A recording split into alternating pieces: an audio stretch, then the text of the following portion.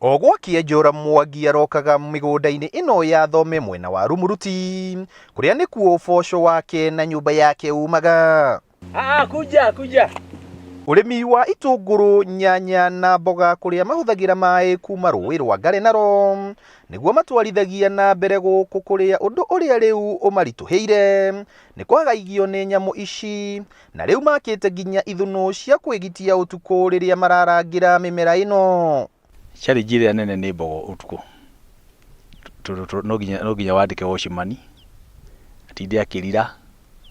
na ni kiroko ni thanga giuka no ni challenge nene muno tondu kiria mbogo itega tugethe kindu riu no ngirora nginya mundu kia kwi mboco no ni irite makiria maku ta mbogo ni cituthinite ta ni ndirari na thoni mero ni hau kuota ndinaria cirokire ciraria ikiria kinina mugunda ucio mukuona hau uraihurite mbembe uturite andu acio mokite okumakia mamakia tukamera tigai guthie ikaranio haha ni cigucoka tugacikinyia haria ukinina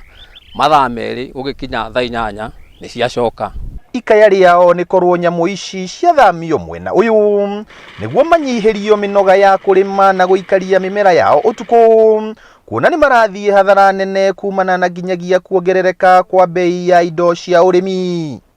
Tuge ni citutwarite hathara itari na njira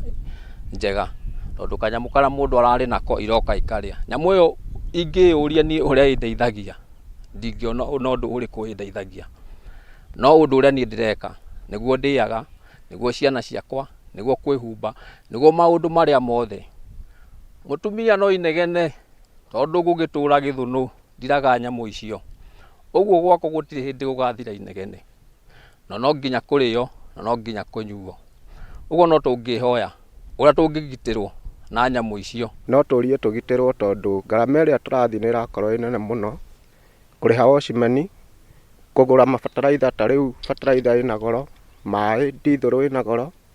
no turie tuteithiririo ni thirikari. Maciaro ma migunda ino mendagio tauni cia Nairobi, Nyahururu, Naikuru, Nanyuki na Meru na ni ucungiriirie kuhinguka gwa tauni ya Rumuruti na gikiro kinene na korwo mathina ta maya no marumbuyo andu aingi no magunike. Handu-ini ha Kameme TV kuma guku kaunti-ini ya Laikipia, ritwa riakwa ni Paul Mwaniki.